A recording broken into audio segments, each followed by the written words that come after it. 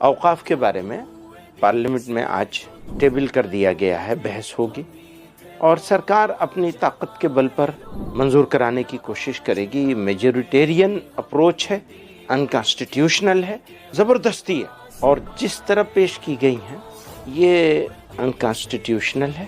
یہ جو حقوق ہیں ان کو غصب کرنے کی کوشش ہے، یہ ٹوٹلی ان ایکسیپٹیبل ہے، ناقابل قبول ہے۔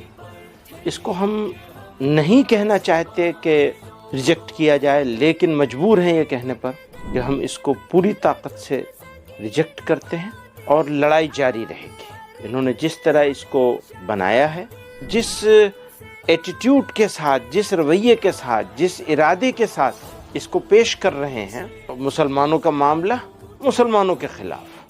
ہم پہلے سے کہتے چلے آ رہے ہیں کہ جو موجودہ قانون تھا پرانا والا، اس کو بھی اور مزید ٹھیک کرنے کی ضرورت تھی، تو اس کے بجائے اس کو مزید خراب کر دیا جا رہا ہے۔ تو یہ ہم کو منظور نہیں ہے، کسی قیمت پر منظور۔ ایک اقلیت کی حیثیت سے میں یہ کہنا چاہتا ہوں کہ یہ ٹوٹلی ان ایکسیپٹیبل ہے، ہم اس کو ریجیکٹ کرتے ہیں، لڑائی جاری رہے گی۔